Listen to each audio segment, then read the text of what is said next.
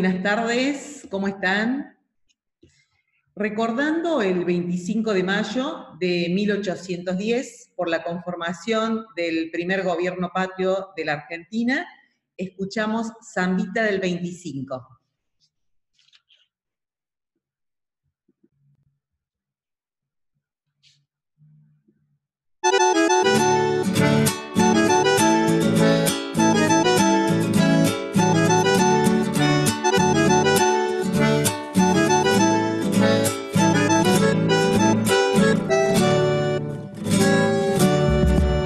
Zambita del 25, zambita para recordar que hoy mi patria querida festeja un año más. Que hoy mi patria querida festeja un año más. Pañuelos color celeste y blancos como la paz, bailando esta zambita, al cielo querrán llegar. Bailando esta zambita, al cielo querrán llegar. Que resuene mi guitarra y el bombo va a acompañar el canto que más me gusta. Viva Argentina en libertad. El canto que más me gusta, viva Argentina en libertad.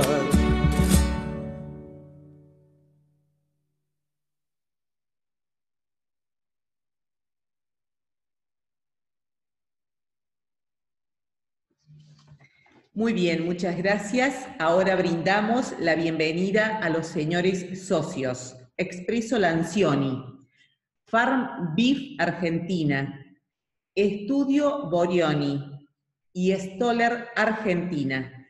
Muchas gracias a los señores socios que han ingresado a Fundación Mediterránea.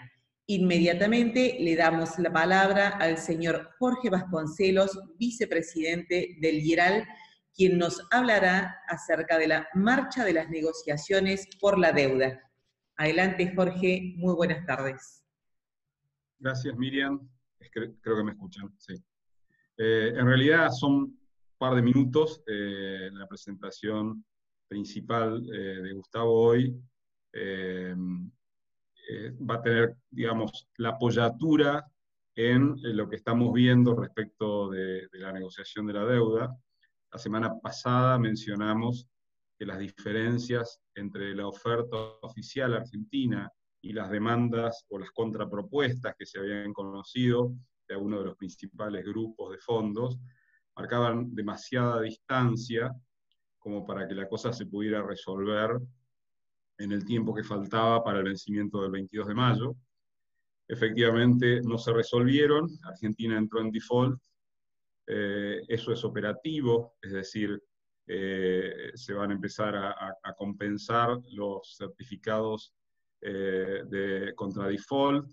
Existe el riesgo de una aceleración de parte de acreedores disconformes, pero ese riesgo hoy no parece inmediato, debido al hecho que para acelerar hace falta reunir un 25% de las tenencias de un determinado bono, y mientras tanto las negociaciones parecen continuar.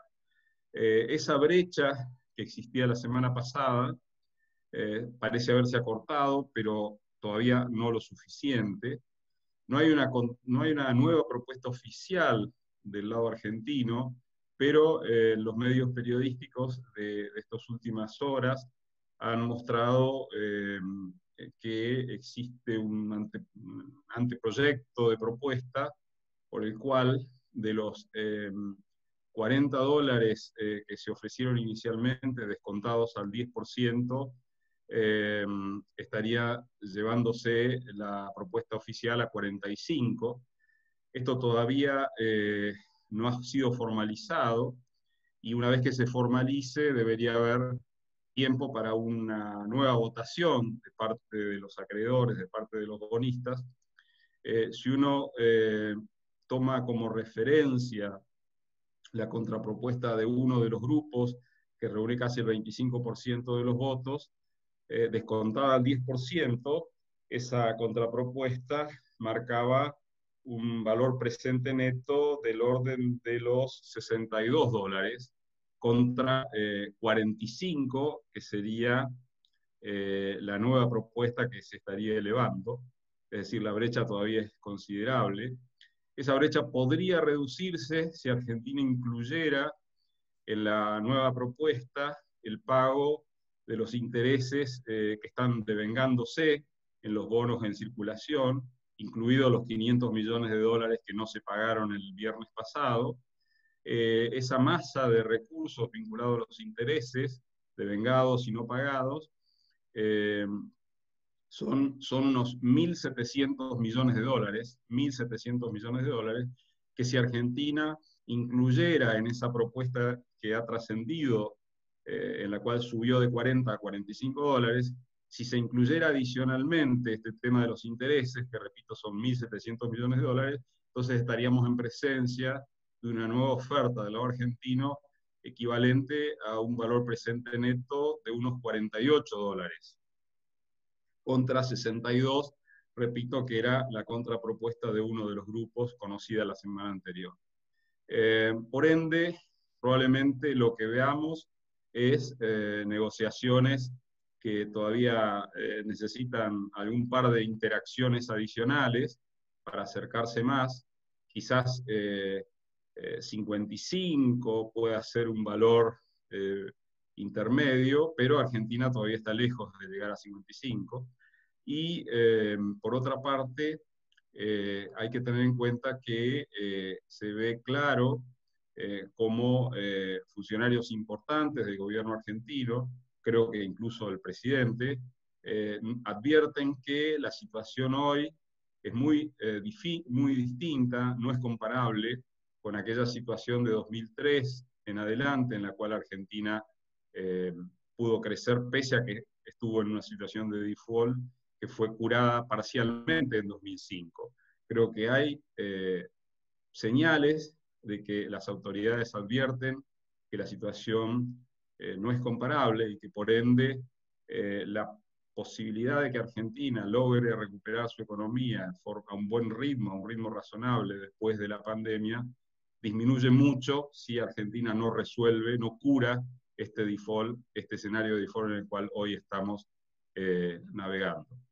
Y creo que una de las principales diferencias entre 2003 y el 2020 es la cuestión fiscal. 2003 había superávit, 3 puntos del PIB, eso significa ahorro, y moviéndose dentro de la economía, y hoy el déficit está apuntando a 5 puntos. Entonces, esa es una de las 7 diferencias entre 2003 y 2020, quizás una de las más importantes, y eso alienta las expectativas de que el gobierno vuelva a revisar los números y logre atraer la aprobación de un grupo predominante de acreedores en las próximas semanas. Ese sería nuestro comentario y creo que ya Gustavo Reyes está en condiciones de empezar la presentación de la reunión de hoy. Muchísimas gracias, Jorge Vasconcelos. Le damos la palabra a Gustavo Reyes, que va a hablar acerca de las perspectivas económicas. Él es investigador jefe de la Regional Cuyo, con sede en Mendoza. Adelante, Gustavo, por favor. No sé si están viendo todas las filminas ya. Sí.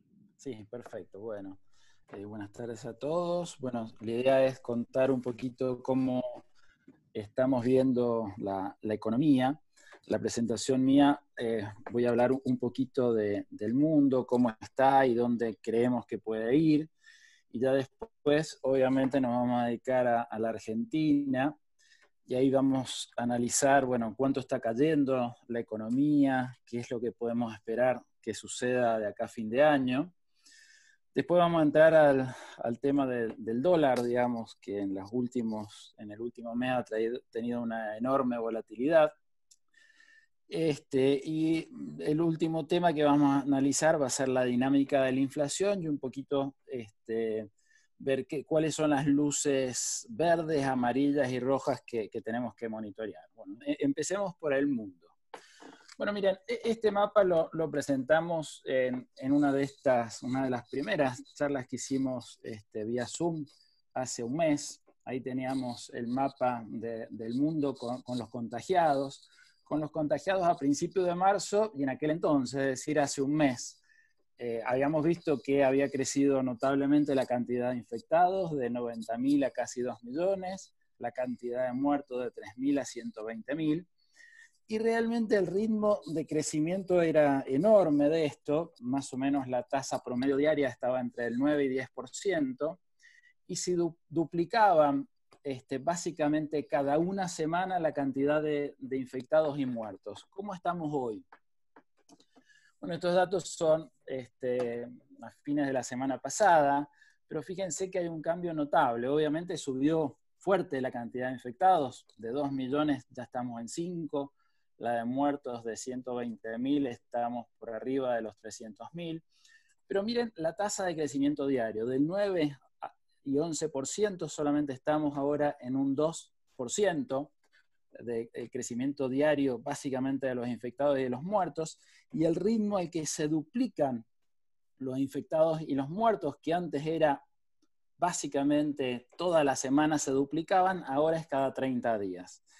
Bueno, esto es así porque ya fines de abril, si ustedes ven estos grafiquitos, la mayoría de los países ricos ya habían pasado el pico de la pandemia, quedaba alguno, ahí tenemos Inglaterra, pero la mayoría ya había pasado el pico, y ahora justamente están los otros países, donde obviamente América Latina está incluido, y nosotros también, que está subiendo, pero buena parte de los infectados ya pasó, no es que pasó el problema, pero al haber pasado el pico de la pandemia, sin duda es una muy buena noticia.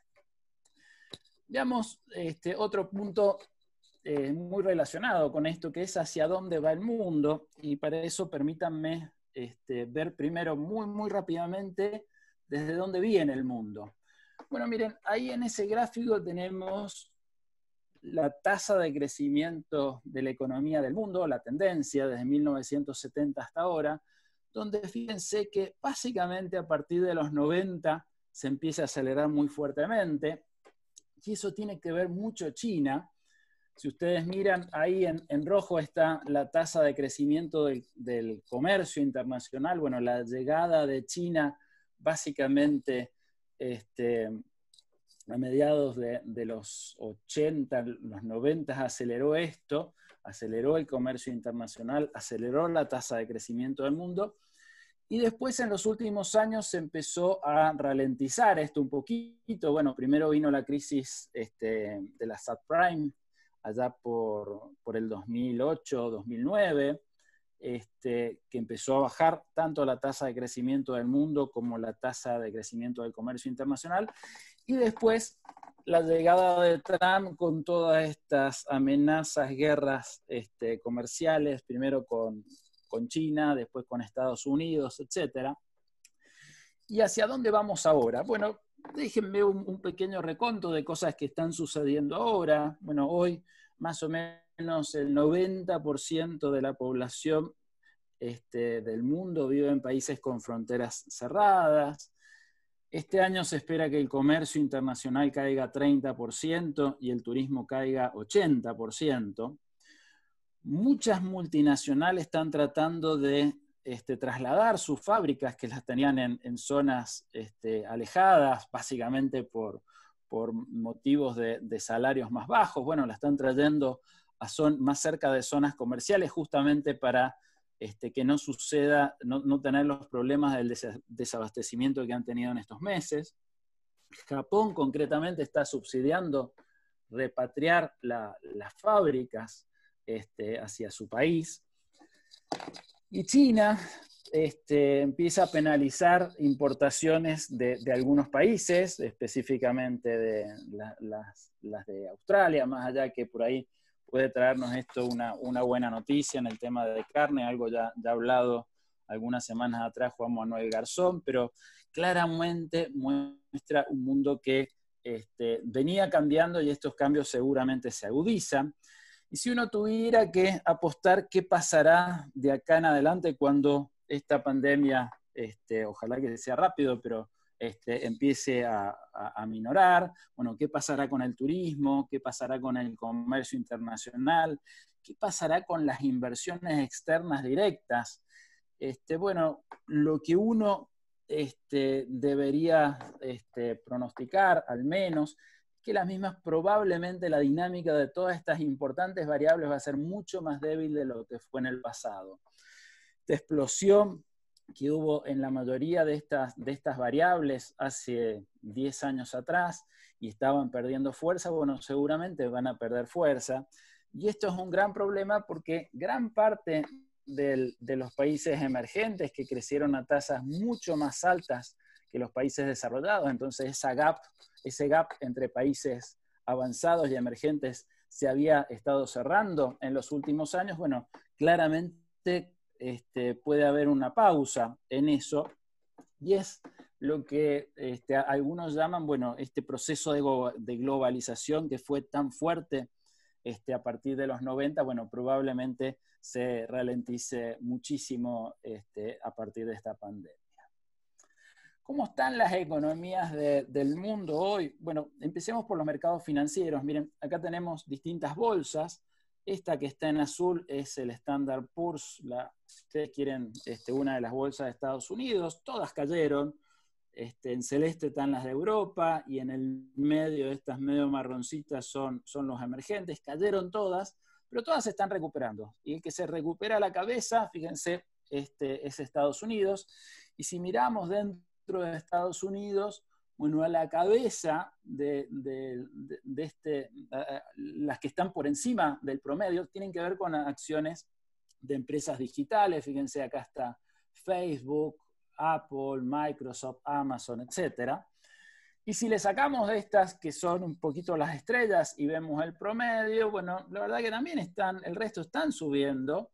A la cabeza están las acciones de empresas relacionadas con la salud, le siguen las de consumo, luego las de servicios financieros y finalmente las energéticas. ¿Qué es lo que pasó que después de esta fuerte caída se empezaron a recuperar? Insisto, no solamente en Estados Unidos, sino en el mundo emergente y también en el resto de los avanzados. Bueno, lo que pasó es que los principales países del mundo inyectaron muchísima liquidez al sistema financiero, bajaron muy fuertemente las tasas de interés y el panorama financiero, la verdad que empezó a mejorar. Ahora, este panorama financiero que uno dice, bueno, esto ya pasó, está bastante mejor, bueno, no se condice exactamente con lo que está pasando en el plano real, en el plano de las producciones, en el plano de las ventas de bienes y servicios. Miren, estas son encuestas de cómo ven los principales gerentes en el mundo, qué es lo que va a suceder con sus ventas en los próximos tiempos. Fíjense que lo único que hay expectativas buenas es para los servicios de cuidado de la salud. El resto son todas negativas. Obviamente la más negativa de todas es el turismo, pero en general son todas muy negativas. Entonces hay como una disociación de esto que está pasando en el mercado financiero de lo que está pasando en la realidad productiva o de ventas de bienes y servicios en la economía.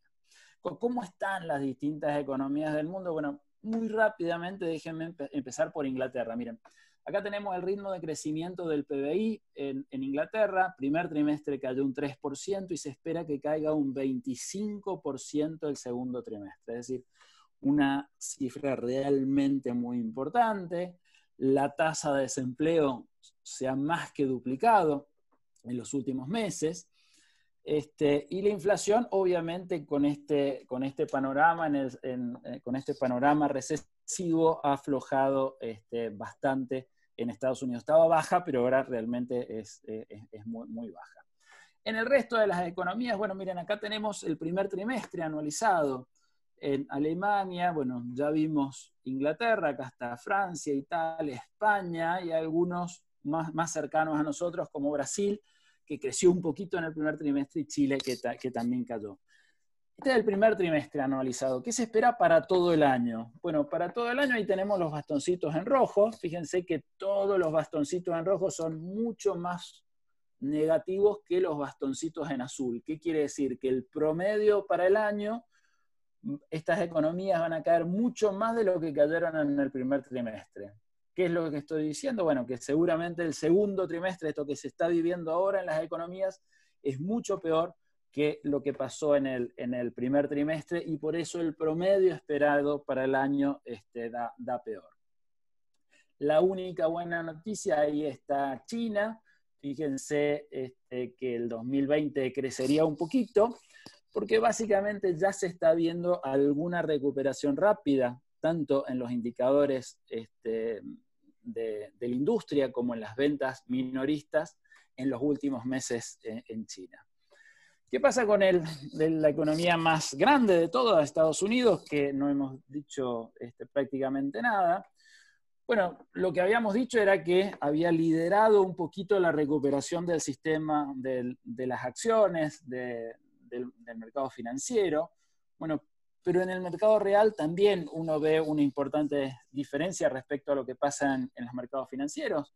Esto lo hablamos, creo que también la última vez, hace un mes. Hay un récord de pedidos de subsidios de desempleo en el mes de abril. La tasa de desempleo ya está cerca del 15%. Algunas actividades, ventas, por ejemplo, de ropa, se han desplomado de una forma brutal. No todas. Por ejemplo, alimentos y bebidas, tiendas online están subiendo, materiales de construcción y jardín también. Claro, obviamente la gente está confinada, alguna en la casa, entonces se aprovisiona de bienes por las dudas, compra más por internet y hace cosas en su casa, entonces ese tipo de ventas no está tan mal, pero el resto, la verdad que está bastante complicado. ¿Qué se espera que suceda? Bueno, esto es más o menos lo que se espera. Fuerte caída, lo mismo que decíamos para los otros países, fuerte caída en el segundo trimestre para Estados Unidos, y después una recuperación para el tercero y cuarto. ¿Cuánto terminará cayendo la economía de Estados Unidos? Bueno, para eso deberíamos comparar el nivel de actividad promedio del año pasado, que es esta línea punteada que tenemos acá en negro, con esta otra que es la esperada para este año, y si hacemos la diferencia, se da una caída cercana al 4% anual.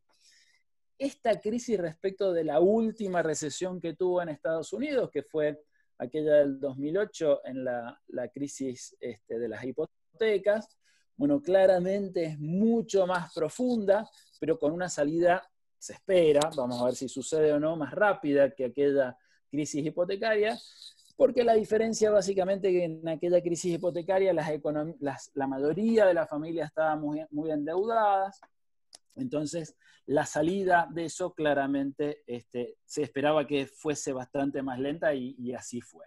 Bueno, más o menos este es el panorama de las distintas economías del mundo, todas cayendo entre un ritmo del 4 al 8-9% anual, salvo China que crece muy poquito, y el mundo con una caída inédita, yo les diría, la peor que seguramente no hemos visto en la vida de ninguno de nosotros, una caída similar. Probablemente no hay números definitivos para la caída esa que tuvo allá por 1930, pero sin duda una caída muy, muy fuerte y prácticamente muchísimo peor que la que evidenció el mundo allá por el 2009 con la crisis de las hipotecas. Bueno, con este panorama veamos cómo está Argentina.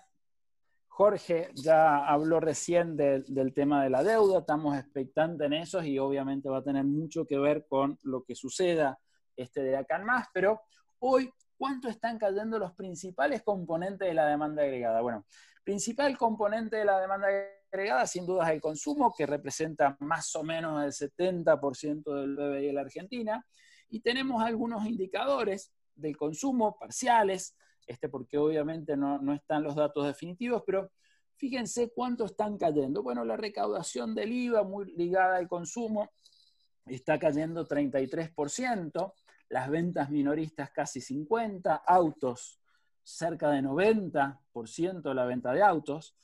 ¿Cuáles son los motores que han llevado a esta fuerte caída en el consumo? Bueno, varios. Obviamente la confianza del consumidor se ha desplomado, toda la gente está con miedo. Los salarios están cayendo, los préstamos están cayendo. Fíjense que se recupera un poquito los préstamos en abril, pero si tomamos año contra año, los préstamos están cayendo casi 6 puntos. El poder adquisitivo de los salarios está cayendo 5 puntos en términos reales, es decir, sin inflación. Los despidos están subiendo, no están a niveles récord, pero sí están a niveles récord las suspensiones. Fíjense que los despidos están creciendo un 56% en términos anuales y las suspensiones 140%. Si uno toma la cantidad de empresas que se han presentado en distintos programas para un poco tener ayuda para seguir pagando los salarios, o visto de otra forma la cantidad de puestos laborales que hoy hay en peligro, bueno, más o menos son 80.000 puestos laborales que están en peligro para cerca de 1.000 empresas que han manifestado este tipo de ayudas. La AFIP el mes que viene va a ayudar a las empresas a pagar los salarios de este mes y van a ser más o menos para un poquito menos de 3 millones de sueldos dentro de 300.000 empresas.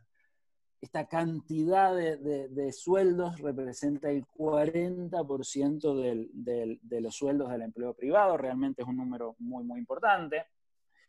Y la semana pasada Marcelo Capello nos mostraba este gráfico de algunas estimaciones que han hecho en Córdoba, que juntan no solamente las suspensiones, caídas de los salarios, sino también la pérdida de poder adquisitivo, y la masa salarial, según las estimaciones de Marcelo, en abril y mayo, en términos reales, estaría cayendo entre el 17 y 20%. Es decir, todos estos componentes, menos salarios, menos empleos, suspensiones, miedo, es lo que explica, obviamente, la fuerte caída del consumo que estábamos viendo recién. El otro componente importante, bueno, tenemos solamente datos de marzo, pero bueno, la inversión está cayendo por encima del 20%, las importaciones de bienes de capital está cayendo a un ritmo similar, las exportaciones están cayendo un 16%. El componente de la demanda agregada, fíjense, está cayendo consumo, está cayendo la inversión, exportación está cayendo. ¿Cuál es el único ítem que está subiendo? Obviamente el gasto público, el gasto primario del gobierno, que está subiendo cerca de un 14% en términos anuales neto de inflación. Esa era la demanda. ¿Qué pasa con la oferta agregada? Es decir, los distintos sectores, ¿cuánto están cayendo? Es decir, dándole una mirada un poquito más microeconómica. Bueno, sin duda, cuando la economía cae, uno de los sectores que más sufren es la construcción. Acá tenemos algunos indicadores de insumos de la construcción, de despachos de cemento. Fíjense que los insumos están cayendo casi un 75% en términos anuales, ventas de cemento un 52%, y la actividad en total está cayendo, o cayó en el mes de marzo cerca de un 46%. ¿Cuánto cae la economía en promedio? Bueno, según datos del INDEX, en marzo cayó 12%. ¿Cuáles son los sectores que cayeron más que el promedio de la economía, aunque un poco menos que la construcción? Bueno, hoteles y restaurantes, industria, básicamente cayeron bastante más que el promedio. Y los que cayeron un poco menos que el promedio, bueno, obviamente agro, servicios financieros, enseñanza, aquellos que no estuvieron totalmente confinados, han tenido caídas importantes, pero no han sido tan fuertes. La economía como un todo, fíjense, decíamos recién que había caído 12%, este es el desplome que estamos viendo acá en los indicadores de actividad económica. Y si comparamos el primer trimestre de este año respecto del anterior, está cayendo 5% la economía. Ahora, si a esta caída la anualizamos, es decir, si esta caída se fuese a mantener durante todo el año, el ritmo de caída que estamos viendo en la economía en términos anuales es cerca del 18%.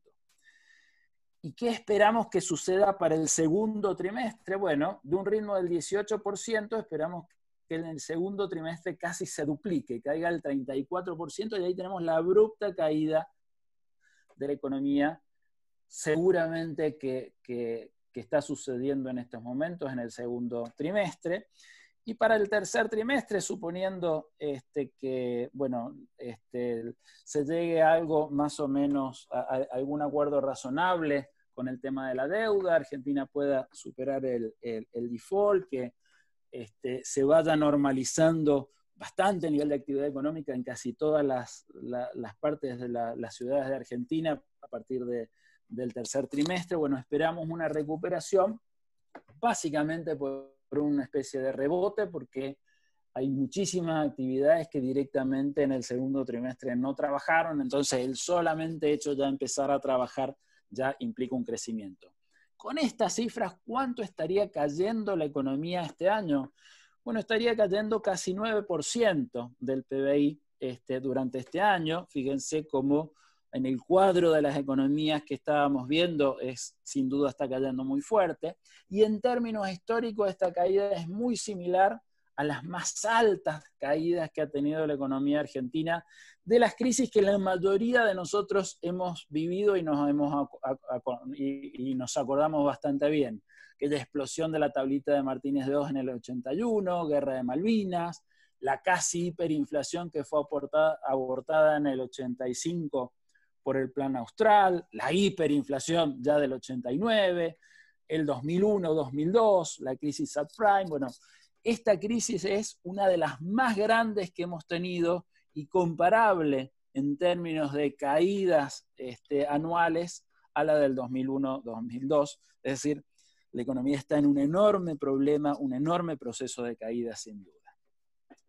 Vamos a la segunda parte de la charla, que es básicamente qué pasa con el dólar.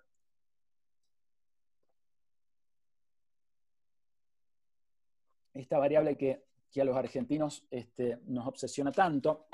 Miren, si vemos el buscador Google, una aplicación que se llama Google Trends, que lo que muestra es cuáles son las palabras que han sido más tendencia. Bueno, si solamente hacemos esta búsqueda para Argentina y con variables económicas, bueno, sin duda el dólar en el último mes fue una de las palabras más recurrentes, junto con el ingreso familiar de emergencia, junto con los planes de la FIP, pero estas variables dólar blue, estuvieron muy por encima que si uno busca empleo, desempleo, crisis. Lo que muestra son básicamente dos cosas. Por un lado, la enorme variabilidad que tuvo el dólar en el último mes, y obviamente la cantidad enorme de tipos de cambio de dólares distintos que tenemos. Bueno, la verdad que no tiene sentido hablar exactamente de cada uno de los dólares. Vamos a hablar de los dos principales, que es la dinámica del dólar oficial y después la dinámica del dólar blue, que básicamente están un poquito en los extremos del rango de todos los dólares. ¿Okay? Empecemos por el dólar oficial. Bueno, miren, acá tenemos desde el principio de año la evolución de la devaluación del dólar oficial, en verde, y en negro la rayita esta es la evolución de la inflación. ¿Qué es lo que vemos?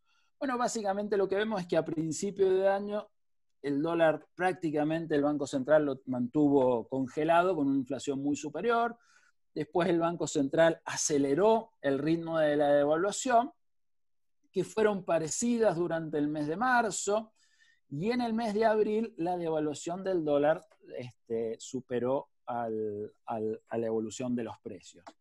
En concreto, ¿cómo estamos? Porque al principio de año la inflación le ganó al dólar, después el dólar le terminó ganando. Bueno, estas dos cosas se compensaron y fíjense si hacemos partir del mismo lugar a los precios como al dólar a principio de año, hoy están más o menos igual. Es decir que de principio de año hasta ahora la devaluación fue más o menos la inflación que hubo en la Argentina.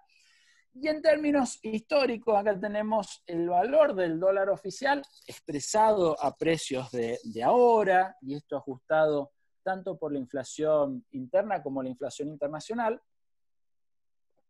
Y fíjense que es una serie bastante larga. Empieza desde fines de los años 40 hasta ahora. ¿Y qué es lo que vemos? Bueno, que tenemos un dólar que claramente es bastante más alto que el de los últimos años, pero han habido picos mucho más altos que el que tenemos ahora en el dólar oficial. Veamos concretamente con números. Miren, si lo vemos en términos históricos, el dólar de mayo, que está más o menos a 70 pesos, es un poquito más alto que el promedio histórico desde 1980 hasta ahora. Es muy parecido al dólar que había cuando terminó el año pasado, siempre a precios de ahora, y es bastante más alto que el dólar que había cuando explotó la convertibilidad. Ese 1 a 1 sería equivalente ahora a un dólar cercano a 38. También es más alto al dólar del año cuando explotó la crisis internacional, que sería un dólar de 57, más alto también que el dólar de fines del 2018, antes que, acuérdense, 2018 terminó en dólar de 65 y después nuevamente empezó a explotar el dólar. Pero es bastante más bajo que el dólar que había en el peor momento del 2002, después del estallido de la convertibilidad, ese cuando casi llegó a 4 en términos nominales, hoy sería un dólar de 113, y bastante más bajo que el dólar que hemos tenido en las principales crisis que han habido en la Argentina en los últimos años. Mucho menor que el dólar de la hiper, un dólar de 305, menor que el dólar con el que empezó el Plan Austral, menor que el dólar de Malvinas, menor que el dólar cuando estalló la tablita de Martínez de Oz, e inclusive menor también que el dólar cuando explotó, se fue el gobierno de Isabel Perón y fue interrumpido por la Junta Militar, que sería un dólar ese de 88. ¿Okay? Yo les decía recién que si bien en términos históricos el dólar está, según qué época, está en promedio un poquito más alto que el histórico, pero más bajo que de muchas crisis, respecto de el principio de año había evolucionado más o menos igual que con los precios. Acá tenemos el tipo de cambio real, fíjense, le pusimos base 100 en enero de este año, por eso el dólar con respecto a Estados Unidos está en 100, es decir, más o menos subió igual que los precios, dado que la inflación en Estados Unidos es muy bajita comparada con la nuestra. ¿Qué pasó en el resto de los países en este periodo, en estos meses que van del 2020? Bueno, la verdad es que todos devaluaron, ¿sí? O sea, esto es lo que generalmente sucede en una crisis. En una crisis se van los capitales, entonces los bancos centrales dejan de evaluar, dejan subir al tipo de cambio de forma tal que trate de amortiguar la economía. Y fíjense que el promedio de los tipos de cambio en los países emergentes subieron y mucho más subieron los países de América Latina. ¿Cómo estamos nosotros en términos reales descontando la inflación con los países? Sabemos que con Estados Unidos estamos igual que como estábamos a principio de año, pero con el resto de nuestros socios comerciales.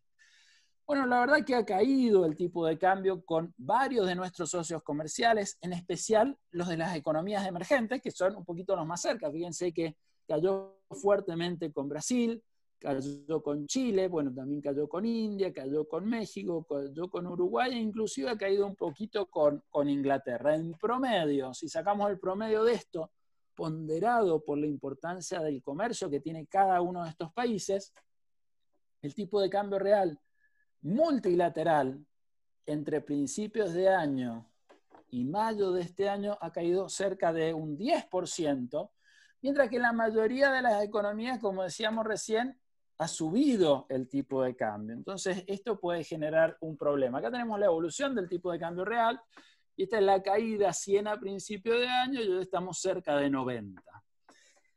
¿Pasó alguna vez en la historia esto que con controles de capitales, cepo y este tipo de cosas cayera el tipo de cambio real? Siempre.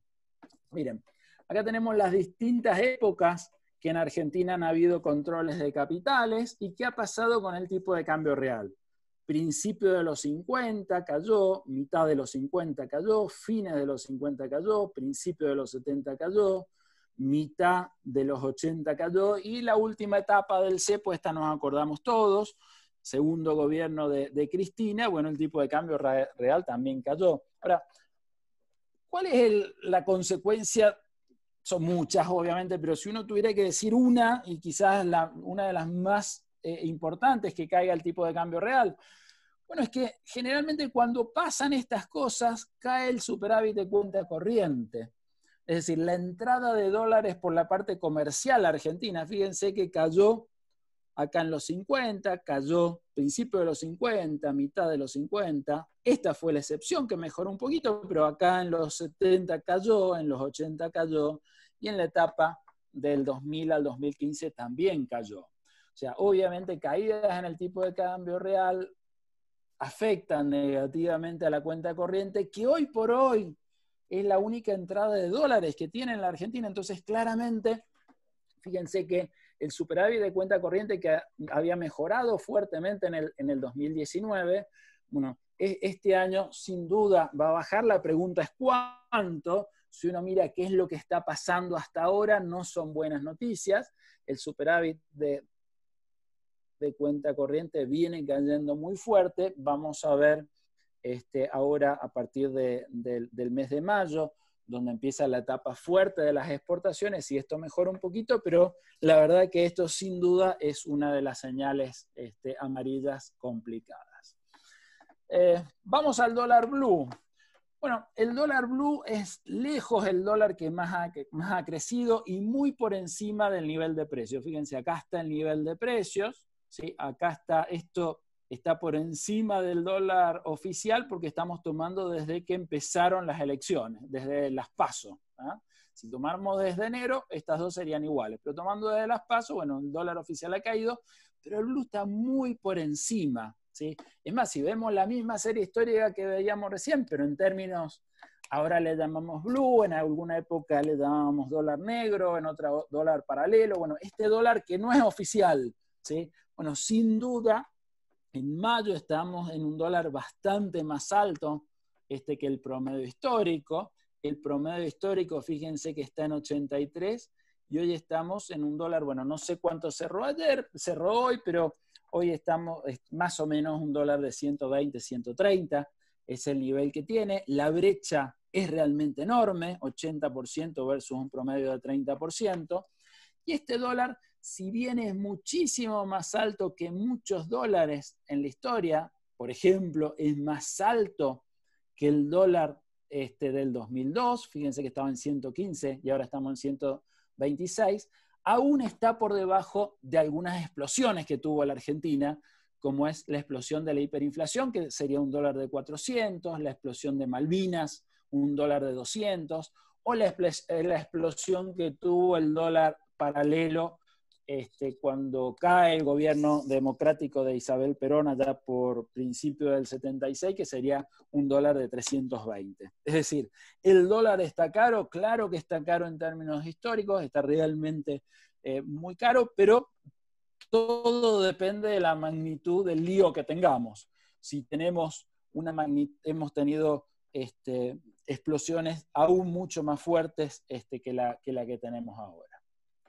¿Qué factores explican la cotización del dólar blue? Bueno, varios. Obviamente lo que pasa en el mundo en general, lo que está pasando en Brasil en particular, que ha devaluado fuertemente el dólar, sin duda eso afecta mucho la cotización de nuestro tipo de cambio libre, porque es el que no está regulado por el Banco Central.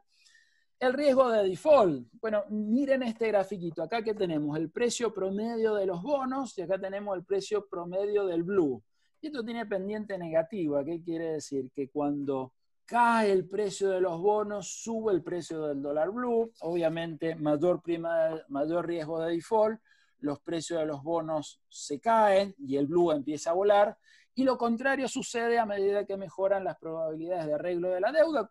Digamos, lo que vemos es que en ese caso el precio de los bonos mejora y el blue claramente se empieza a acomodar. ¿Cuánto explica en términos de los últimos 2 años el precio promedio de los bonos respecto al precio del dólar blue? Cerca de un 80%. Es decir, que lo que pasa con la deuda es un componente muy importante de lo que pase con el dólar blue. Bueno, otro punto obviamente muy importante es lo que pasa con las tasas de interés en pesos, que es la alternativa para muchos inversores. Tasas de interés en pesos muy por debajo de la tasa de inflación, casi la mitad como está ahora. Bueno, obviamente es un incentivo enorme a no estar ahorrando en pesos, entonces muchos se ven tentados en ahorrar en moneda extranjera, y eso se refleja en la cotización del dólar blue. Y el otro punto muy importante es la emisión del Banco Central. Fíjense, acá tenemos la emisión monetaria, la emisión que hace el Banco Central para darle al Tesoro exclusivamente, y eso como porcentaje de la recaudación de cada mes que tiene el Tesoro Nacional. Fíjense, en abril la emisión del Tesoro alcanzó el 70% de la recaudación. Es decir que hoy el Tesoro se está financiando no igual, pero casi igual en términos de impuestos como en términos de financiamiento monetario del Banco Central.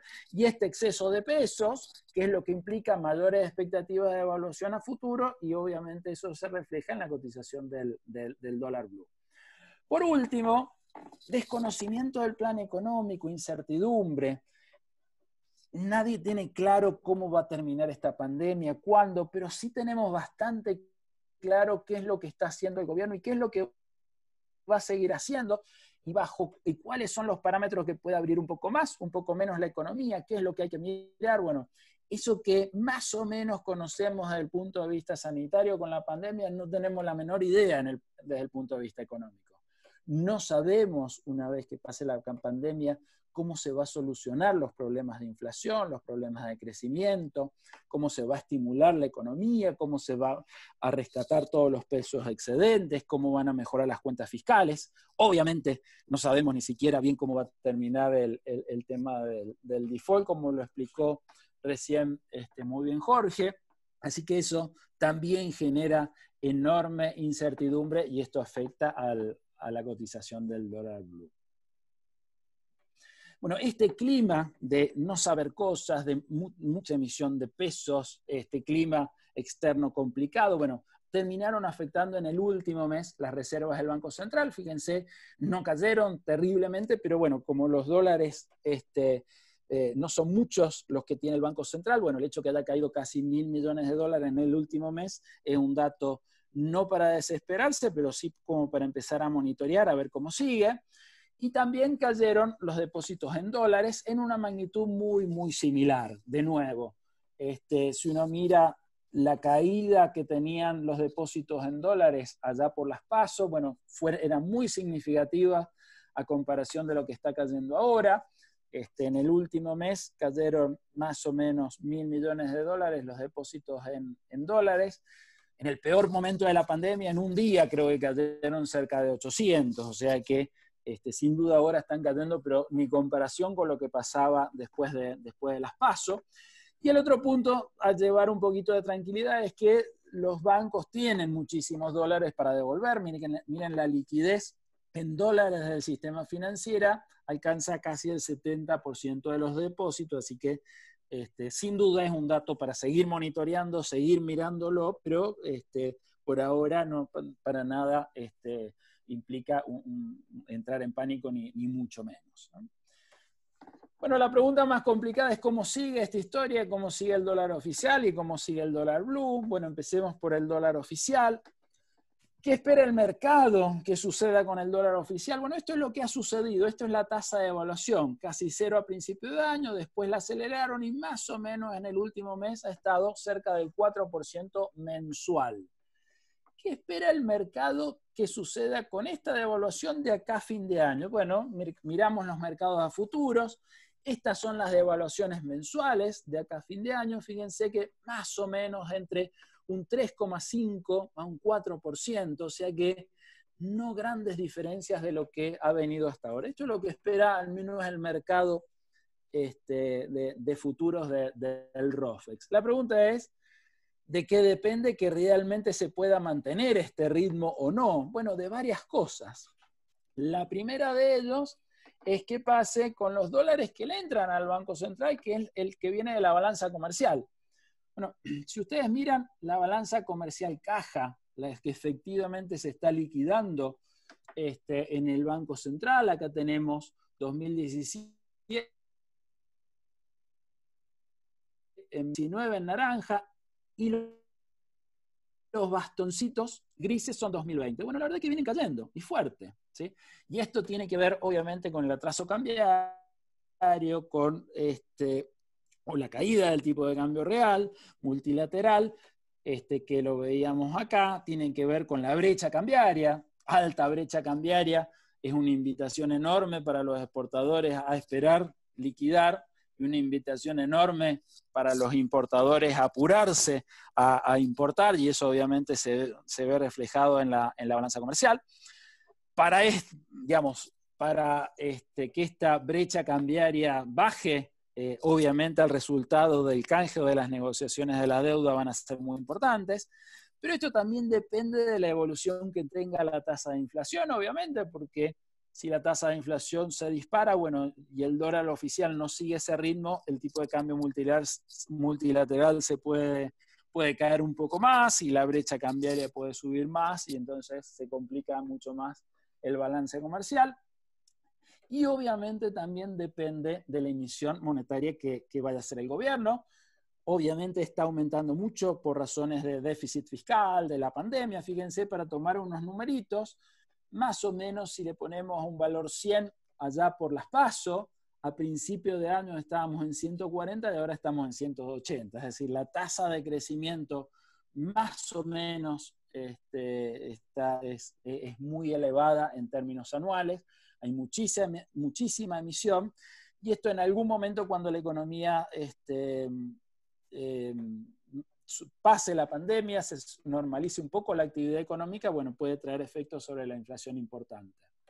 Viendo en conjunto todos estos indicadores, bueno, la verdad que es difícil que se mantenga el actual ritmo de la devaluación actual.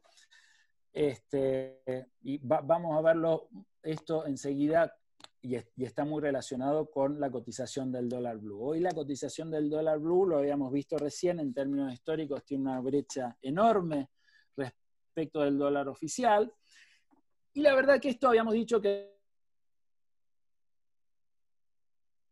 depende del riesgo de default, si las negociaciones llegan a buen fin. La crisis del mundo, si de a poco va mejorando también, bueno, habría que ver si mejora el resto de estas cosas, pero ¿cómo se redujo en la historia la brecha cambiaria? Nosotros en Argentina tenemos una historia enorme de riqueza, de brecha cambiaria. ¿Qué nos muestra la historia de cómo terminó bajando esta brecha cambiaria? Bueno, la que nos acordamos muy fácilmente es la última que tuvimos, allá por fines del 2015, cuando se unificaron los tipos de cambio. ¿Qué es lo que sucedió? Bueno, el dólar oficial pegó un salto enorme, el blue bajó un poquito y se unificaron los tipos de cambio. Pero básicamente fíjense que el que hizo el mayor trabajo para unificar la brecha cambiaria fue la subida del dólar oficial y no tanto la caída del dólar blue. Ahora, ¿qué pasó todas las otras veces que Argentina unificó tipos de cambio, que bajó la brecha cambiaria? Bueno, en absolutamente todas las veces, la mayor magnitud del ajuste se produjo a través de una importante devaluación del dólar oficial. Miren, acá tenemos distintos casos. Se eliminó la brecha cambiaria ya por septiembre del 76, sucedió lo mismo en febrero del 59, en marzo del 67, el plan de Krieger-Bacena, y también allá a fines de los 80, del año 89 con la hiperinflación. ¿Cómo se eliminó en todas estas ocasiones? Bueno, en todas estas ocasiones, fíjense que se eliminó con una fuerte devaluación. El dólar paralelo en algunos casos bajó un poquito, pero la mayor parte del ajuste se hizo a través de una importante devaluación del tipo de cambio. Bueno, con esto vamos terminando. ¿Qué es lo que sucede con la inflación? Bueno, fíjense que la inflación había pegado un salto en el mes de marzo y en el mes de abril bajó fuertemente la inflación, casi a la mitad. Bueno, la primera pregunta que uno diría es, ¿el Banco Central es el que le está poniendo el pie en el acelerador al tipo de cambio y con eso está bajando la inflación? Bueno, eso la verdad es que sucedió a principio de año. el mes de enero y el mes de febrero. Ahora, en el mes de marzo se aceleró la devaluación y crecieron a un ritmo parecido a la inflación, y en el mes de abril, la verdad que la devaluación fue muy superior al ritmo de crecimiento en los precios. ¿Qué pasó con la inflación que bajó tanto en abril? Bueno, la verdad que fue una mezcla de cosas. Miren, acá tenemos la inflación de marzo, 3,7%, y en abril cayó a 1,5%. La devaluación fue del 3,6%. Ahora, si abrimos el IPC en 3 partes y lo dividimos en mercados que estuvieron confinados, esto explica casi la mitad del IPC, que tuvieron algún tipo de confinamiento. Los mercados que no estuvieron confinados explican el 29% del IPC, y los mercados que fueron intervenidos de alguna forma porque el gobierno les fija precios o les fija tarifas, explican el poquito menos del 20%. Bueno, si recalculamos la inflación para cada uno de estos mercados para el mes de abril, fíjense que los mercados que estuvieron confinados, la inflación fue solamente del 1%. Los mercados con regulaciones fuertes de precios, básicamente las tarifas estuvieron congeladas, no tuvieron inflación, y los mercados que funcionaron más o menos libremente, la inflación fue prácticamente igual a la inflación que tuvimos en marzo. Es decir que esto lo que nos está diciendo es que la inflación bajó en abril producto del congelamiento en las tarifas y obviamente producto del confinamiento que tuvo la economía. ¿Cómo sigue la inflación? Bueno, la verdad que en estos meses de confinamiento la plata no circula tanto, entonces tenemos un ritmo de inflación muy baja, pero hay muchos factores que pueden desestabilizarla. Bueno, sin duda, ¿qué es lo que pasa con el default? Si salimos rápidamente, si no salimos rápidamente, es un factor que la puede desestabilizar. La salida de la cuarentena, porque la cuarentena, lo acabamos de ver, es como que tiene la inflación un poco pisada en muchos mercados. El descongelamiento de las tarifas también es una especie de inflación reprimida que estamos teniendo. El ajuste del tipo de cambio oficial, acabamos de ver que tenemos una brecha realmente muy importante que está trayendo consecuencias en el sector externo y ha generado una caída del tipo de cambio real multilateral respecto de nuestros socios comerciales del 10% en lo que va del 2020. Entonces, en algún momento, cuando esto ajuste, puede desestabilizar la inflación. Y por último, pero no menos importante, obviamente, esta fenomenal emisión monetaria que está haciendo el Banco Central, que cuando la economía se normalice, obviamente puede afectar el nivel de precios. ¿Cómo vemos nosotros que puede terminar la inflación? Bueno, puede terminar parecida a la del año pasado, mirando diciembre versus diciembre, pero cuidado, si bien en términos anuales podemos estar en una inflación del 50-55% anual, como la inflación que tenemos ahora está muy pisada por este confinamiento, por estas tarifas, por el tipo de cambio, bueno, fines de diciembre podemos terminar con una inflación mensual cercana al 5 o 6% mensual. ¿Esto qué implica si lo anualizamos? Bueno, implica inflaciones entre el 80 y 100%, es decir, una tasa de inflación extremadamente alta. Hay enormes trabajos empíricos que muestran que tasas de inflación superior al 20-30% empiezan a ser muy inestables, por lo tanto, muy peligrosas de tener, y por lo tanto, tener inflaciones anualizadas en estos niveles realmente es algo muy, muy peligroso. Ahora, como hay factores que pueden desestabilizar esta inflación, que como decíamos recién, también hay factores que pueden estabilizarla, y es obviamente un buen arreglo de la deuda, seguido con algún plan económico y quizás con algún programa con el Fondo Monetario. Tenemos países que macroeconómicamente están mucho mejores que nosotros, sin embargo han pedido ayuda al Fondo Monetario, han pedido financiamiento, creo que cerca de 23.000 millones de dólares es lo que ha pedido Chile para ayudar a pasar esta pandemia. Bueno, la verdad que Una vez arreglado el tema de la deuda, sería una excelente noticia que el gobierno muestre un plan económico, que este plan económico venga de alguna forma con algún programa de financiamiento, de ayuda por parte del Fondo Monetario. Sería una excelente noticia. Y la oportunidad es inmejorable. ¿Por qué? Porque hoy por hoy el gobierno cuenta con un gran poder político. En la economía hay una enorme capacidad ociosa. Se nos iba a extender un poco la charla si hablamos de eso, pero los niveles de capacidad ociosa con la fuerte caída que está teniendo la economía es enorme. Todo esto es una mala noticia, pero el lado lleno del vaso es que no necesitamos inversiones adicionales para empezar a mover la economía, y por ahora hay superávit en cuenta corriente. Esperemos no perderlo si hay mucho atraso cambiario. Entonces, estas sin duda son las oportunidades que tiene la Argentina. El tema es si el gobierno se animará primero a arreglar el tema de la deuda y después de eso a encarar un plan económico. Bueno, nosotros estamos rezando, digamos, para que suceda eso. No necesariamente es el escenario más probable, pero uno no lo puede descartar. Vamos finalmente a las luces y lo que tenemos que monitorear. Tenemos luces rojas, luces verdes y luces amarillas. Bueno, la luz amarilla es el arreglo de los acreedores. ¿Por qué? Porque, como muy bien explicó Jorge al principio, no está dicha la última palabra, pero esta lucecita hasta hace 10 días estaba en el semáforo rojo. Le hemos bajado al amarillo.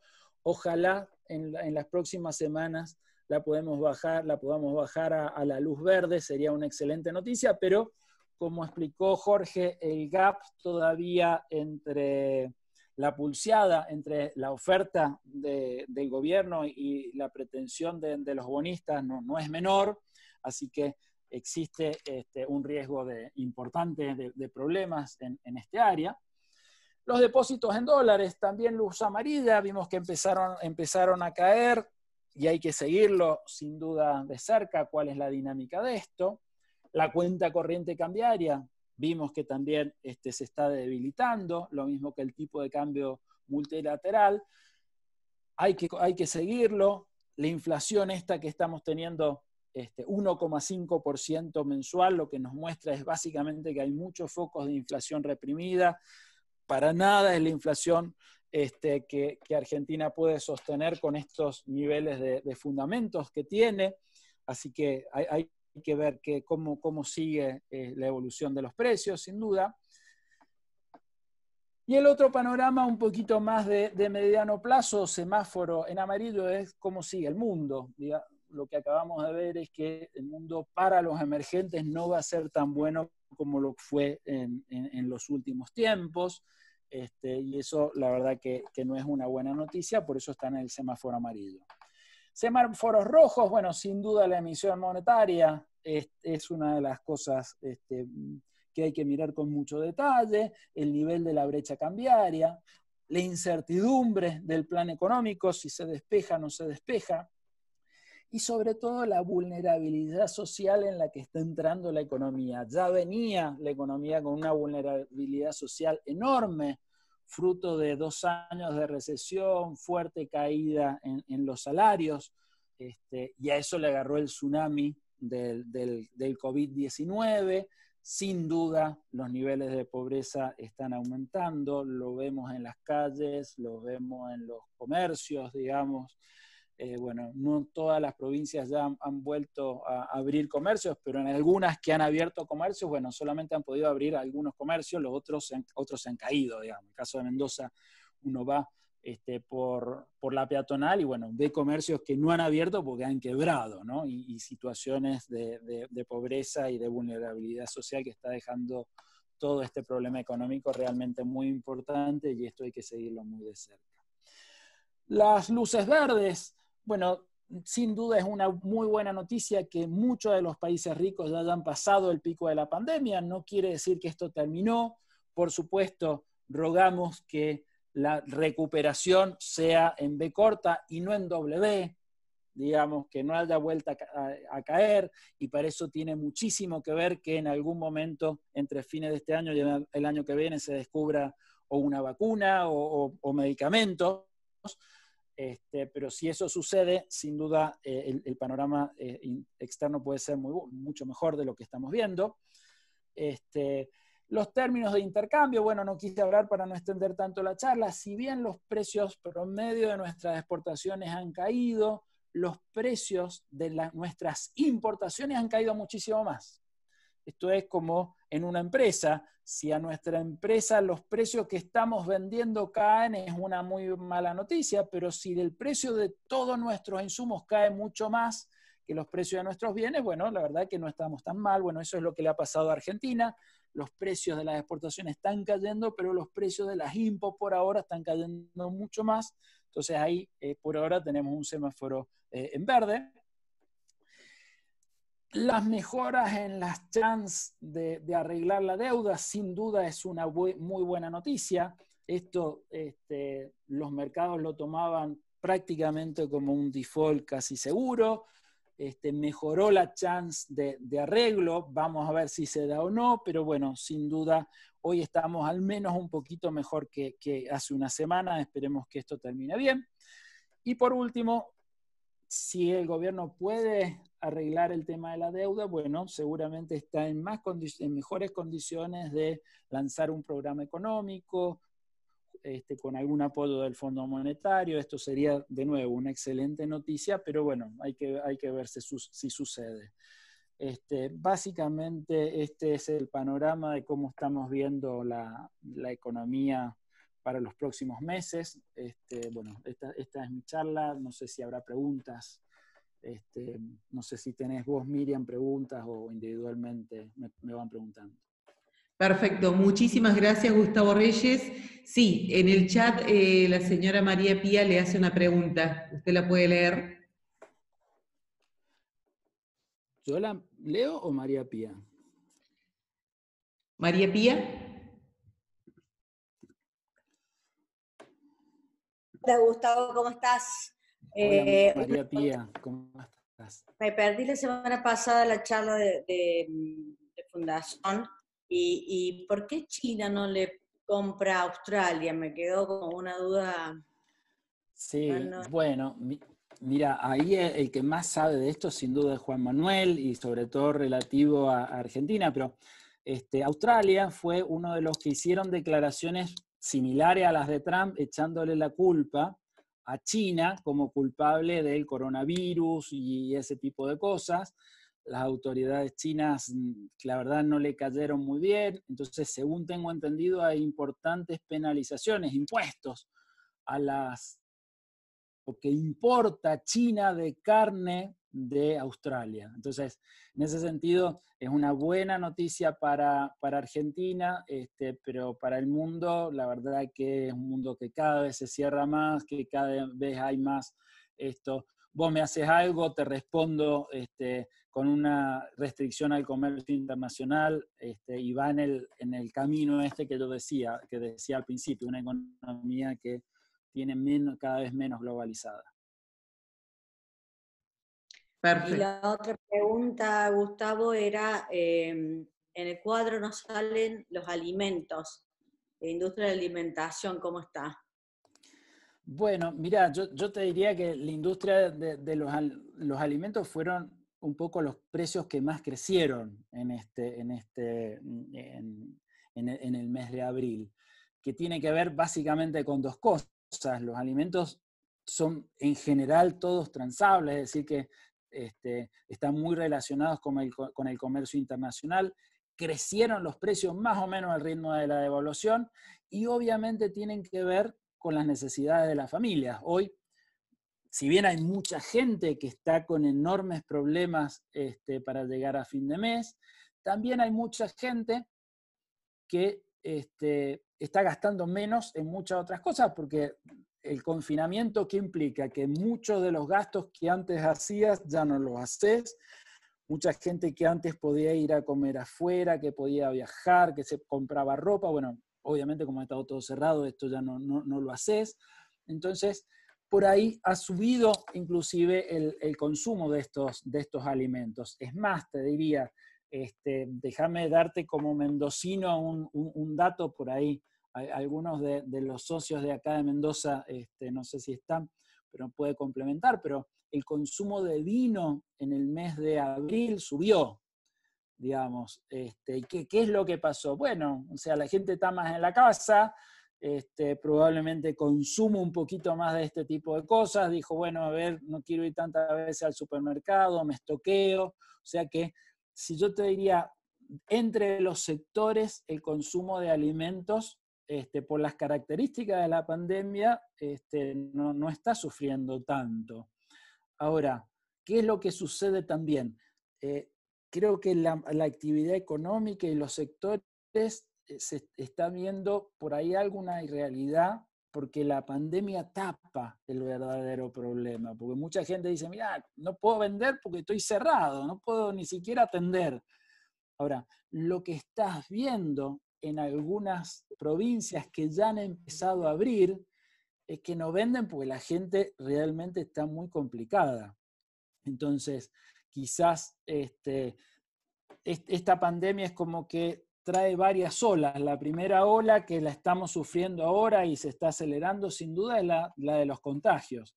Pero se superpone otra que es el problema recesivo, y después de esa, una vez que se supere, obviamente, el tema del confinamiento, puede venir la tercera ola, que es la ola inflacionaria, que sumada a la recesión complica muchísimo más la economía. Entonces, esta mejora parcial que yo te decía en el tema de alimentos, bueno, probablemente sea de corto plazo, pero para nada puede ser extrapolable de acá a fin de año. Bien, gracias. Segunda pregunta del señor Juan Pablo Borioni. Adelante, Juan Pablo, por favor, o la respondes directo, Gustavo. Sí, déjame, no, si está Juan Pablo por ahí, la explica mejor, no sé. ¿Está Juan Pablo por ahí o no? No.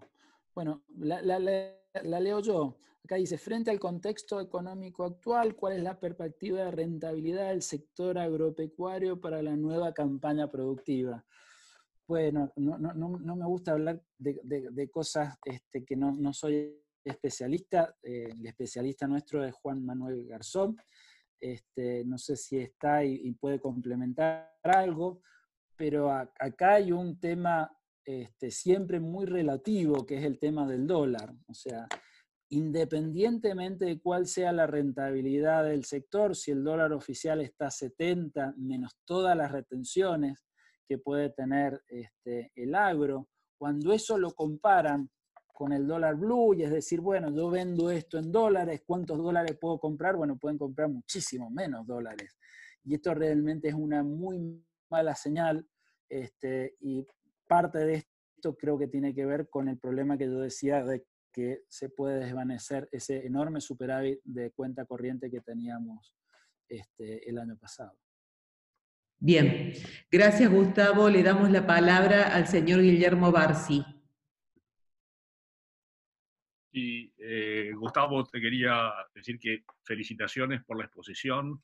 Yo digo que en momentos tan difíciles como para hacer predicciones, en el momento que estamos viviendo, cómo nos ayuda a pensar los análisis que has hecho e interpretado a través de los años en las diferentes crisis económicas de Argentina y con las posibilidades de cómo poder seguir esto adelante. Así que te agradezco y te felicito por ser una exposición tremendamente clara, y creo que a todos nosotros nos ayuda mucho a interpretar la situación y a pensar un poco más cómo siguen las cosas. Bueno, Guillermo, muchísimas gracias, un gusto verte, hace bastante tiempo que no te veía, te veo muy bien y bueno, muchísimas gracias por lo que me estás diciendo. Un abrazo. Muchas gracias, señor. Él es Guillermo, vicepresidente regional de la filial Comahue, y su empresa es Humberto Canale. Continuamos con el señor Manuel Solanet. Adelante, Manuel, por favor. En primer lugar, felicitarlos a los dos, a Jorge y a Gustavo. La exposición ha sido excelente, muy comprensible, muy clara. Solamente quiero agregar un factor que fue mencionado, pero tal vez tenga más importancia para configurar otro semáforo rojo. La demanda de dinero aumentó notablemente durante la cuarentena más bien desde que se impuso el último cepo cambiario. La velocidad de circulación del dinero nosotros la medimos en nuestra fundación. El M1 rota hoy cada 14 días. Al principio de este fenómeno rotaba cada 9 días y medio. O sea, ha habido casi un 45% incremento de la demanda de dinero. La experiencia de otros fenómenos, como fue por ejemplo el del 89, mostró que un factor esencial para generar la hiper fue la espiralización por la renuncia o por la pérdida, la caída de la demanda de dinero. La rotación bajó en julio del año 89 a 4 días y medio. Esto puede darse porque cuando se termine la pandemia, la gente no va a tener los mismos incentivos para acumular efectivo o dinero líquido en sus cuentas o en su casa. ¿Cómo ves, Gustavo, la posibilidad de este fenómeno y que esto provoque una aceleración de la inflación luego de la macroevaluación que estamos todos previendo que va a venir? Sí, bueno, Manuel, la verdad, muy bueno el punto. Por supuesto que compartimos totalmente la preocupación.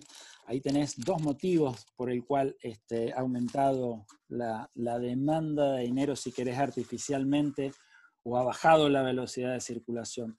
El primero de ellos es el cepo. Vos, históricamente, cuando vos analizás cuando la Argentina ha entrado en el cepo, en cepos cambiarios, como quedás entrampado a tener pesos por un tiempo, obviamente, la demanda de dinero sube hasta casi un punto del PBI. Y a eso se sumó esto que muy bien explicabas vos, que es el tema de la pandemia. Ahora, una vez normalizada la economía, que la gente empiece a hacer transacciones normalmente, esa velocidad, obviamente, el dinero empieza a circular más rápido, y al tener una brecha cambiaria tan alta, las expectativas de devaluación lo que te hacen es sacarte ese dinero de encima, que hoy estás medio entrampado. Entonces, sin duda, no solamente el problema inflacionario puede venir por el lado de la emisión monetaria, sino también por el desprendimiento de los pesos de la gente. Por eso nosotros ponemos mucho énfasis en primero rezar para que se arregle el default, porque si no, esa es condición necesaria, pero una vez arreglado eso, es clave lanzar un plan económico de forma tal de hacer más previsible la economía y que esa posible caída en la demanda de dinero que vos estás hablando, bueno, pueda evitarse y tengamos un fenómeno de espiralización peligrosa. Pero sí, coincido con vos, es un tema muy preocupante. Muchas gracias. El señor José Federico López, adelante, por favor.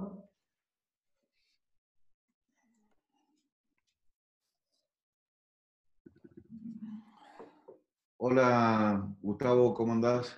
Hola, Fede, ¿cómo estás? Muy buena la presentación. Te quería preguntar, o les quería preguntar, no sé quién puede contestarlo, con respecto a la deuda. ¿Cómo ven el acercamiento o la intención del gobierno realmente de cerrar? Y particularmente te pregunto si tenés idea de los bonos de Mendoza en dólares, vencimiento 2024, ¿cuál es la intención del gobierno local de refinanciar esa deuda? Perfecto. Ya que me parece muy importante que lo hagan bien para no perder crédito en Mendoza, que ha sido un buen pagador histórico, ¿no? Si te parece, Jorge, vos respondés la primera parte, yo hablo de Mendoza, ¿te parece?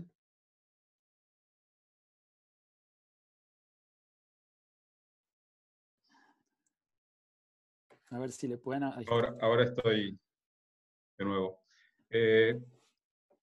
En realidad, si Argentina va a hacer una nueva propuesta, debería extenderse los plazos. O sea, Argentina formalmente no ha hecho ninguna propuesta, ha hecho trascender y no ha desmentido que estaría dispuesto a subir en $5 la propuesta original, de 40 a 45, descontada al 10%.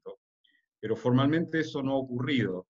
Entonces, cuando Argentina plantee formalmente esta nueva opción, ahí se va a abrir un nuevo plazo, supongo que de unos 10 días adicionales, después del momento cero en el cual haga esta formalización de la nueva propuesta.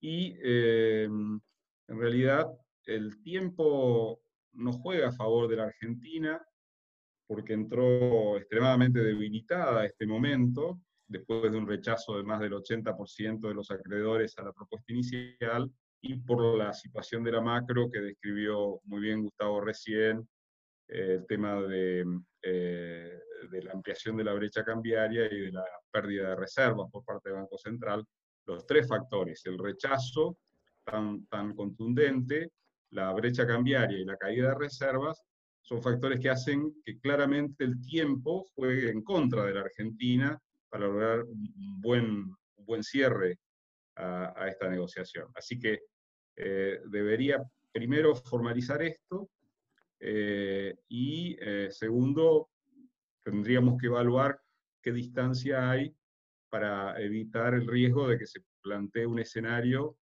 como el de 2005, en el cual hubo algunos bonos que se canjearon, pero quedó una masa importante de acreedores fuera de ese acuerdo, lo cual obviamente no sería bueno para el riesgo país, para que el riesgo país bajara todo lo que tiene que bajar, y para la cotización de los bonos ley argentina, que en ese caso se emitirían bajo las condiciones de ese acuerdo, que sería parcial si es que no ha habido el 100% de acreedores entrando a la nueva propuesta. Así que ese es un poco el escenario que tenemos a la vista. Sí, respecto del bono de Mendoza, yo te diría, Mendoza está dentro de Argentina, depende enormemente de lo que pase en Argentina. El financiamiento del sector, del sector público es altamente dependiente de cuánto le pase el gobierno nacional, así que sin duda está en problemas. Ahora, la estrategia que ha tenido o que está teniendo Mendoza para renegociar la deuda y que ha tenido en las otras oportunidades Mendoza es diametralmente opuesta. ¿Cómo han sido las otras veces o cómo es esta en la actualidad? Bueno, en la actualidad es una estrategia básicamente como va a ser la mayoría de los países que reestructuran la deuda. Hace propuestas, las charla con los acreedores y una vez que está consensuada recién la oficializa y lanza la propuesta, pero ya tenés básicamente asegurado una aceptación, un porcentaje importante de aceptación, ¿no? Muy diferente a la estrategia nacional. Es decir, yo creo que es una negociación mucho más amistosa la que está teniendo el gobierno provincial, lo cual es algo creo que muy bueno, pero está dentro de Argentina. No escapa al riesgo país a nivel nacional, con todos los riesgos que eso implica y con todos los riesgos que la macroeconomía le impone. Así que, de nuevo, para resumirte, creo que la estrategia es muy diferente, es una estrategia amistosa, pero está dentro de la economía argentina y es altamente dependiente de sus finanzas, sobre todo este año, de cuánto le pueda pasar el gobierno nacional, y eso obviamente es un condicionante muy importante. Gracias. El señor Carlos Schilling de FADA. Sí, gracias. Excelente la exposición. Yo quería preguntarle, Gustavo, a ver si esta recesión tan tremenda que estamos teniendo y que tienen todos los países, y el temor en la salida de la cuarentena de las personas, que tal vez hagan que tengan una demanda inferior a lo habitual, en el que se está viendo en algunos países que están abriendo sus cuarentenas de a poco, no puede llegar a moderar esta altísima tasa de inflación que pensábamos todos que debería haber o que se podría dar en el país. Bueno, mira, yo creo que un factor que te impide, uno de los factores que te impide una salida rápida es que buena parte de la población hoy está utilizando sus ahorros para amortiguar este proceso. Por lo tanto, cuando esto termine, lo que van a tratar de hacer es tratar de recomponer un poquito eso, así que es muy difícil un boom de consumo muy, muy rápido. O sea, yo te diría que los sectores más dinámicos sin duda deberían tener que ver con el resto del mundo, que también tiene problemas, aunque no, claramente mucho menores a los nuestros. En cuanto a si te ayuda o no el tema recesivo a la demanda, al problema inflacionario, mira, en algún cierto tiempo te puede ayudar, y es un poco lo que conversábamos recién con Manuel Solanet, digamos, este confinamiento, el hecho del cepo cambiario y todo eso hace que vos tengas que tener los pesos más, circulando menos de lo que lo querrías tener. Ahora, cuando eso se termina, la verdad que empezás a hacer circular los pesos, y no es verdad que una economía que porque esté cayendo no vaya a tener inflación. En uno de los gráficos yo mostré niveles de caída muy, muy fuertes, recesiones muy importantes, como fue la de 1989, con un nivel de inflación. A ver, hoy la inflación, decíamos 50, 55% para fin de año, es enorme. Bueno, la hiperinflación fue del 200% en un mes. Y una recesión brutal que también estaba todo paralizado por pánico, y la gente, las transacciones que se hacían eran básicamente para sacarse encima la plata, para sacarse de encima los pesos y conseguir lo que sea por no tener pesos. O sea que en la medida que el gobierno primero tiene que salir del default, después tiene que armar un plan económico y mostrar cómo va a seguir, cómo va a seguir la economía, cómo va a sacar estos pesos, cómo va a encauzar el sector fiscal, cómo va a hacer crecer la economía, cómo va a mejorar un poquito las condiciones de eficiencia que hay en la economía. Digamos, eso es lo que te va a dar el marco para tratar de contener la inflación e ir bajándola. En la medida que eso no pase, es un escenario muy resbaladizo, donde podés tener por algún tiempo alguna inflación un poquito más moderada, pero realmente es un escenario bastante que se puede desequilibrar muy fácilmente, dado los niveles de inflación que tenés y los bajos niveles de confianza que tiene la gente en la moneda doméstica, obviamente. Gracias. Le damos la palabra al señor Joel Faura de la bodega Spiatelli, y se prepara Javier Tizado, que había levantado la mano. Hola Gustavo, buenas tardes. Hola Joel, ¿cómo estás? Bien, todo bien. Para consultarte si realmente ves que el gobierno tenga intenciones de cerrar las brechas y de qué factores puede que dependa eso. Yo lo veo difícil teniendo en cuenta todos los frentes que tiene de ataque, por decir así. Bueno, mira, hay dos formas, dos cosas que te pueden llevar a cerrar la brecha o a disminuir la brecha. Una es por acción propia del gobierno. En ese caso sería básicamente el escenario que le poníamos las dos manitos así, que estábamos rezando que venga, que arreglen la deuda, que venga un plan. Bueno, ese sería un escenario que lo llevaría. El otro escenario, que muchas veces ha sucedido en Argentina, es que la realidad te lo impone. Y en el escenario que la realidad te lo impone, es un escenario que tenés que la tasa de devaluación no te alcanza porque la brecha se te volvió tan alta que cada vez tenés menos liquidación de exportaciones. Las importaciones las tratás de frenar porque todo el mundo trata de importar antes que devalúen. Entonces, tarde o temprano, el gobierno pega un salto devaluatorio y baja la brecha. Si vos te acordás, ese escenario fue el que pasó en el 2014 con Fábrega. ¿Lo dije bien o lo dije como la Casa de Comercio? No sé, siempre me equivoco. Pero la misma economía te lleva a eso. Entonces, tenés dos escenarios distintos.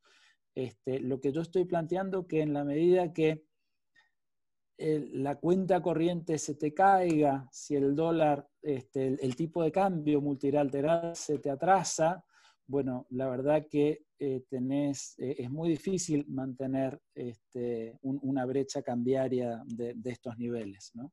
Así que, Gustavo, si me sí, permitís, Jorge, dale, sí, cómo no.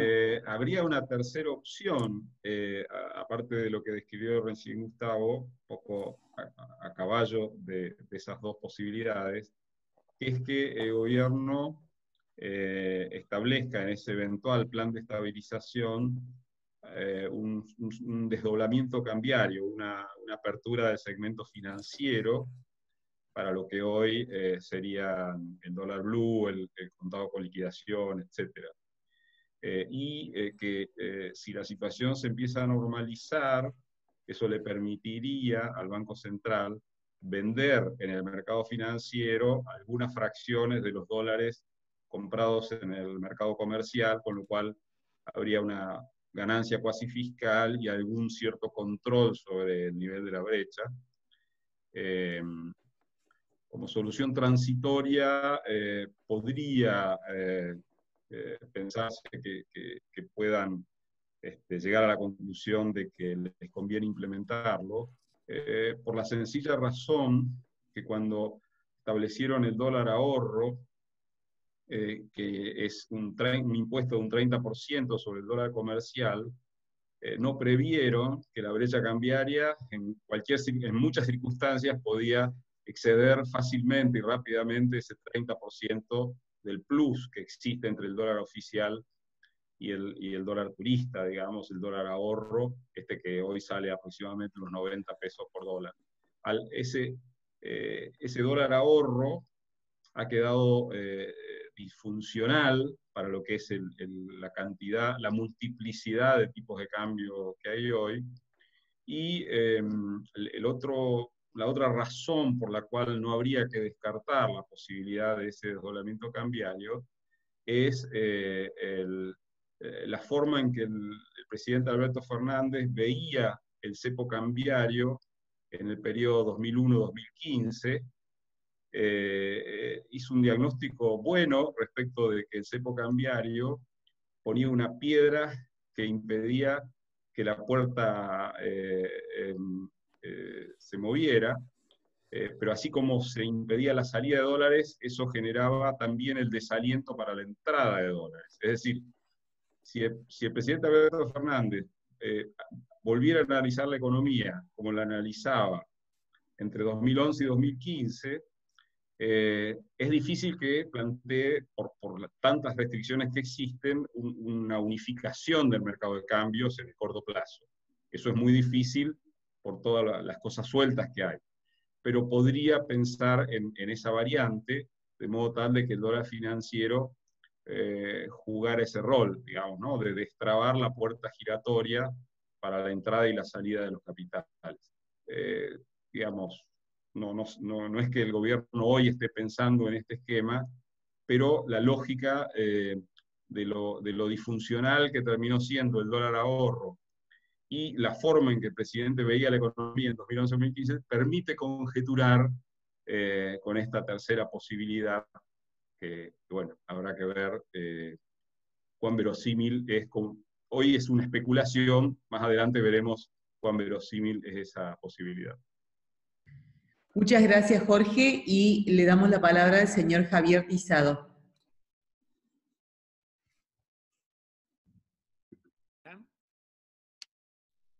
Hola, buenas tardes. Bueno, muchas gracias por las presentaciones realmente excelentes. Mi pregunta se refiere al programa de asistencia para el trabajo y la producción hoy vigente, que es el que permite ayudar a las empresas al pago de jornales y salarios. Básicamente, lo que me pregunto es si en este contexto fiscal, ¿cuál puede ser el horizonte de vigencia del programa? ¿Cuán sostenible sería en el tiempo? Y en cuanto las limitaciones que se le han agregado, en particular a la distribución de utilidades por parte de las empresas que lo utilizan, puede provocar una baja sustancial en quienes se presenten para cobrar. Sí, bueno, mira, yo creo que como siempre, como todo en la vida, siempre pasa por las alternativas disponibles, ¿no? El gobierno hoy no tiene recursos, al contrario, le faltan recursos. Entonces el único recurso que tiene es la emisión monetaria y esto se está financiando sin duda de esta forma, con todos los problemas que recién hablábamos de eso. Ahora, cuando empezó la pandemia, en nuestros informes semanales, nosotros hicimos una de las editoriales donde planteábamos dónde tenía que ir las medidas, digamos. Obviamente la primera era mantener la salud de la gente, pero en segundo lugar lo que decíamos es que hay que hacer todo lo posible y lo imposible para que una vez que termine esta pandemia tener la menor cantidad de efectos permanentes. En ese sentido, lo que tenía que hacer el gobierno era básicamente evitar despidos y quiebras de empresas. Como tenés enormes restricciones a despidos, y es todo un debate si es mejor el esquema de Estados Unidos o el europeo, como a las empresas, a muchas de las empresas les prohibías vender, si a su vez tampoco pueden suspender o sacarse de encima personal, las obligabas a quebrar. Entonces, creo que no había otra solución realmente que la emisión monetaria y ayudar a ese tipo de cosas.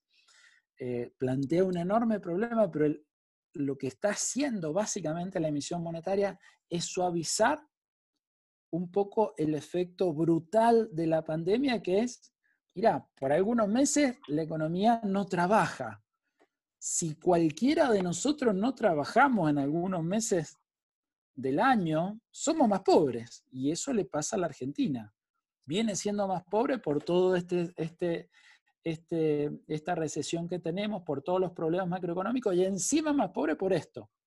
Entonces, la inflación es como que te disfraza un poquito, te da un analgésico para que se aminore eso, pero somos más pobres, y lo que va a hacer es bajar un poquito, sin duda, el salario. Hoy tenemos salarios bajísimos. Por último, respecto de lo que vos planteabas, de las restricciones, yo personalmente, mira, ahí hay dos cosas que, por supuesto, si por un lado está financiando a las empresas, bueno, tenés que de alguna forma evitar que ese financiamiento en Estados Unidos va directamente a los trabajadores, acá va a las empresas, entonces tenés que hacer que en lo posible esa plata termine siendo para evitar despidos o evitar bajas de sueldos. Así que yo personalmente no lo veo tan mal que pongan ese tipo de restricciones para aquellas empresas que han financiado. Una cosa muy distinta es el famoso impuesto a la riqueza que se está hablando. Pero más allá de una cuestión de si está bien, está mal, porque también es una discusión enorme, digamos, si todavía con los altos niveles impositivos se puede grabar más, pero hay una cuestión económica muy clara. O sea, mirá, un impuesto similar, una suba de impuestos similares, aunque en otras condiciones, pasó hace algunos años en Francia, con el presidente Hollande, no sé cómo se pronuncia realmente el francés, muy bien, pero elevó muy fuerte el impuesto a la renta, casi al 75%. ¿Qué es lo que pasó inmediatamente? Más allá de si la discusión estaba bien o estaba mal. Bueno, lo que pasó es que muchísima gente empezó a cambiar de país. Muchísimos ricos, casos famosos, digamos, pueden meterse en internet y ver la historia de varios casos famosos, cambiaron de nacionalidad. Y lo concreto es que en menos de 3 años, como recaudaron poquísimo, el gobierno tuvo que dar marcha atrás. O sea, cuando vos generás impuestos, bueno, la gente reacciona y termina cobrando menos impuestos. Entonces, el impuesto a la riqueza, claramente, más allá de la discusión si está bien o está mal, que es toda una discusión, yo creo que el gran problema que tiene es que va a ser muy difícil y va a tener efectos muy nocivos en términos de que mucha gente puede cambiar su base tributaria e irse a otros lados. Ahora, el tema de restricciones, como vos decías, para las empresas que están ayudando a pagar salarios, para que efectivamente se destine a eso y no otro tipo de cosas, bueno, obviamente tiene que ser empresas en problemas. Entonces, si son empresas en problemas, bueno, obviamente es difícil que puedan distribuir dividendos, compra de dólares, etcétera. Bueno, muchísimas gracias a todos y especialmente a los expositores, brillantes las exposiciones, y están todos invitados para el próximo jueves 28 de mayo a las 15 horas, reunión virtual. El orador invitado es el señor Ministro de Desarrollo Productivo de la Nación, licenciado Matías Culfas. Como hacemos siempre, por favor, confirmar la presencia vía chat, celular o email. Muchísimas gracias nuevamente para todos.